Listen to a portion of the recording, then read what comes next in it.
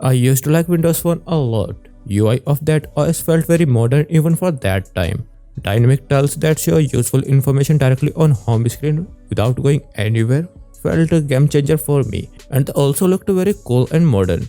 It's very unfortunate that they have failed, be it a lack of apps or people's attitude towards some new technology. But thanks to iOS, widgets on Android are also starting to look clean. Yes, they were informative already, but looked very ugly. And considering this transition, I challenged myself to make a home screen setup just by having widgets only, not a single typical app shortcut. And the real challenge would be not to open app drawer and getting the things done directly from the home screen with the help of widgets only.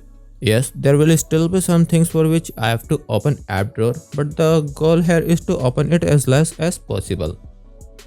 Now let me make that setup and I'll get back after using that setup for a few days.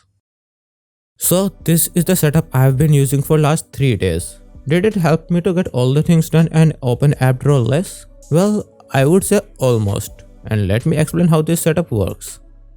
This is my default home screen. This screen is mostly for the information at a glance. And first widget you will see on this screen is this weather widget, which is a part of many home screens. And following that, this is the widget for some quick tasks. By the way, this widget is from the app TickTick. And below that also is a TickTick widget, which tells the task I have to do for the day and upcoming task for the week.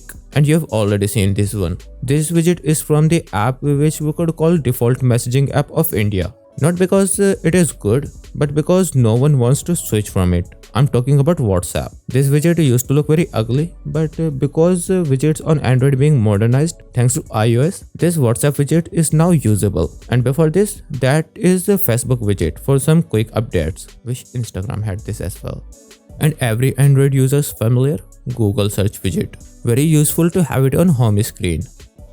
This screen is what I call my productivity screen. It has widget for the tools I need for productivity. Again, widget from TickTick, but this one is for some bigger tasks. And this widget is from Samsung Notes. Very useful thing for productivity, and it has complete toolset for Samsung Notes. And this widget is from Notion, where I made my whole system to manage my studies. And these two widgets on the bottom are from Google Drive and OneDrive respectively. I use Google Drive for YouTube channel related files and OneDrive for my personal files. And because of these widgets, I don't have to open their respective apps from the shortcut.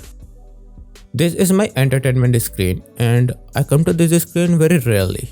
Things happen when you have full-time job, studies and 2 YouTube channels to manage. So I could get away with this screen not being up to the mark, and this screen is the reason why I said this setup almost helped me. See, for the music, these widgets are perfect. You don't need shortcuts for their respective apps. But things start to being uncomfortable for video related apps like YouTube and Video Player. Yes, I have put these widgets with the help of Bixby routines, but they are not really useful. And this one helps to jump directly on the search screen of the YouTube and YouTube Music. And I could open these apps from this widget, but it is just for the sake of this video. It is not sustainable for day-to-day use. By the way, I have one more screen which is very useful and does not require any app shortcut.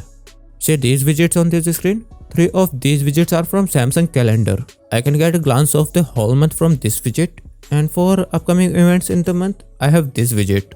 And for some really quick reminders, I have this widget. And this alarm widget is really useful to toggle alarm. And this Gmail widget seems to be very useful, more than I thought it would be. And this widget is the biggest contributor in stopping me to open app drawer, because Gmail is one of the most opened apps in my usage. So this is how it went, guys. Will I stick to this setup? I don't really think so. And that is because of that entertainment screen. But most importantly, I wanna know one thing. Was this video even practical in your point of view? Let me know in the comment section. I'm eager to know your point of view so that I can work on more interesting content. And with that, let me sign out this video.